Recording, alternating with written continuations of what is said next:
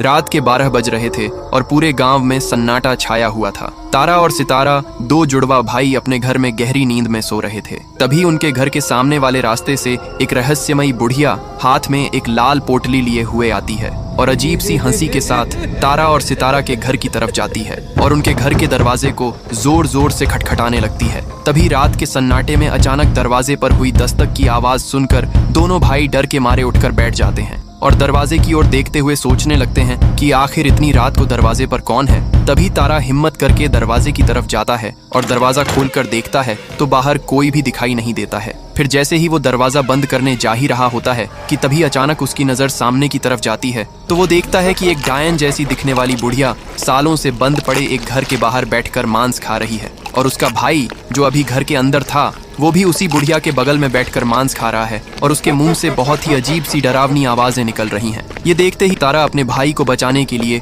उसकी तरफ दौड़कर जा ही रहा होता है कि तभी वो देखता है कि अचानक वो बुढ़िया रहस्यमयी तरीके से गायब हो जाती है और उसका भाई वहीं जमीन पर गिरकर बेहोश हो जाता है। तभी तारा जल्दी से अपने भाई को उठाता है और उसे लेकर गांव के सुनसान इलाके में बने एक पुराने हॉस्पिटल की तरफ भागने लगता है। तभी भागते भागते अचानक उसकी नजर सड़क पर सामने की ओर जाती है तो उसे वहीं रहस्यमयी बुढ़िया फिर से सड़क के बीचों बीच खड़ी दिखाई देती है, जो चिल्लाते हुए कहती है कि तेरे इस भाई ने मुझे और मेरे बेटे को उसी घर में पैसों के लिए जलाकर मार दिया था। जा, जितना इलाज कराना है करा ले, लेकिन तेरा भाई नहीं बचेगा। तभी तारा बुढ़िया की बातों को अनसुना करते हुए तेजी से अपने भाई को लेकर हॉस्पिटल की ओर बढ़ता है, लेकिन इलाज के दौरान उसका भाई वहीं तड़पते हुए दम तोड़ देता है। लेकिन फिर भी आपने उस बुढ़िया और उसके बेटे के लिए लाइक और सब्सक्राइब नहीं किया।